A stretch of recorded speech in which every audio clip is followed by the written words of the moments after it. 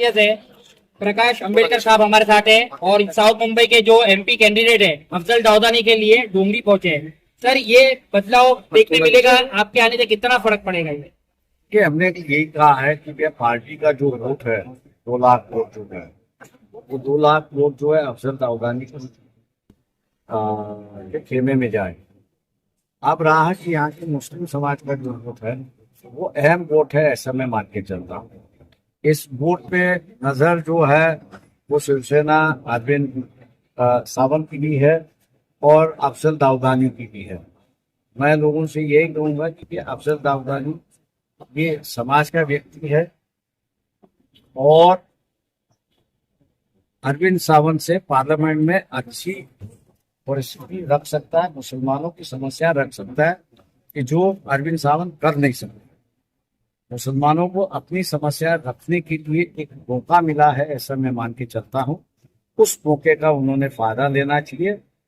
अगर यहाँ अफजल दाऊदानी जीत के आते हैं, जो राजनीतिक दल मुसलमानों को कैंडिडेचर नहीं देते हैं वो मजबूरन कैंडिडेट देना होगा उनको, और ये बदलाव मैं समझता हूँ कि राजनीतिक दलों में काफी बड़ा बदलाव होगा, ऐसा मैं मान के चलता हूँ। सर ये बताइए, अभी ये इंडिया अलायंस के साथ में आप पहले थे और आज अभी अकेले मतलब इंडिया अलायंस के साथ पे जो है वो हम लोग ने जो कंडीशन रखी थी, कंडीशन नहीं कहूंगा लेकिन बात रखी थी कि हम लोग सेक्युलर वोट पर जीतेंगे और सेक्युलर वोट पर जीतने से जो है इस उसको आश्वासन करेंगे कि वह 5 साल तक हम बीजेपी के साथ में नहीं जाएंगे। आज वही मुद्दा मैं समझता हूँ कि मुस्लिम समाज के संगठन उठा रहे हैं और सवाल कर रहे हैं उद्धव ठाकरे शिवसेना से कि भैया आप हमारी वोट तो मुसलमानों के वोट तो मांग रहे हो, लेकिन क्या जीतने के बाद आप भारतीय जनता पार्टी के साथ नहीं जाओगे, इसकी गारंटी क्या है? वो लिखित गारंटी मांग रहे हैं। लेकिन जहां तक हम लोग की जानकारी है उस वक्त भी जब हम लोग ने उठाया था तो उन्होंने कहा था कि हम लोग लिखित नहीं देंगे। जो बैठक में उनकी भूमिका थी वो आज भी भूमिका दिखाई देती है, वो लिखित देने के लिए तैयार है। ऐसे परिस्थिति में मुस्लिम समाज से ऐलान करता हूँ कि जो आप मांग कर रहे हो वो अगर पूरी नहीं हो रही है तो इसका मतलब यही है कि आप सिर्फ वोटों के लिए है और वोट लेने के बाद उनका संबंध जो है वो बीजेपी के साथ में होगा। ऐसे परिस्थिति में मुसलमानों ने वोट देना या नहीं देना ये मेरे ख्याल से सोचना चाहिए, ऐसा मैं उनसे ऐलान करता हूँ।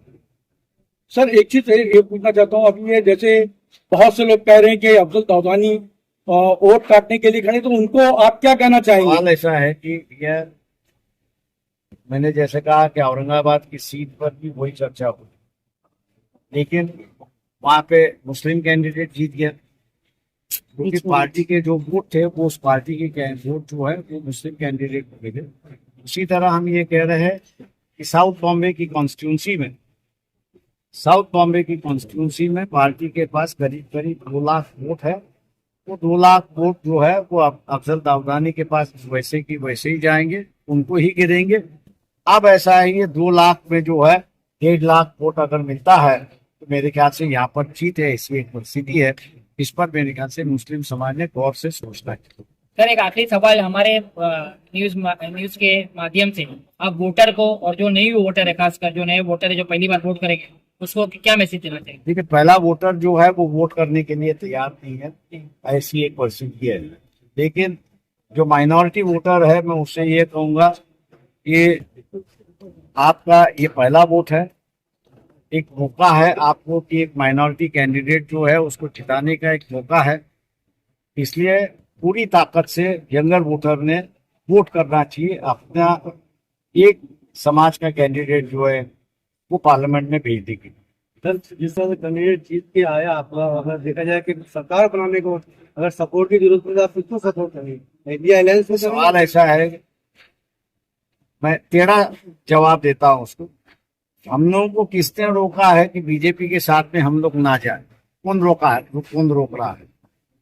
यहाँ मुस्लिम समाज रोकेगा, कांग्रेस रोकेगा या और कोई रोकेगा?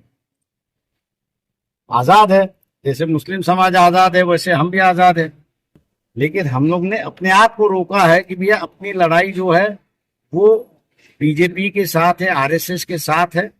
इन्होंने धर्म के नाम पर हम लोग को कैदी बनाया था 2007 में।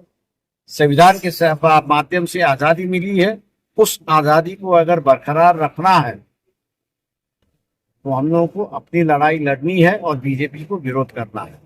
सर एक सवाल, आखिरी सवाल है सर, ये पूछना चाह रहा हूँ, कल ये परसों जो 13 तारीख को ये बहुत बड़ा दुर्घटना हुई है घाटकोपर में जी, वहां पे मतलब जैसे जो परसों दिखाई दे रही थी 13 तारीख को जैसे हुजूम दिखाई दे रहा था वहां पे, कि वहां पे हर एनडीआरएफ और दमकल विभाग और मुंबई महानगर पालिका के हर कोई दिखाई दे रहा था, और आज वहां पे कोई दिखाई नहीं दे रहा है। इस बारे में आप क्या कहना चाहेंगे सर? देखिए, आज सभी जन जो है प्राइम मिनिस्टर के पीछे लगे हुए, इसलिए आपको कोई अधिकार, कल से आपको कोई अधिकारी वहां पे दिख,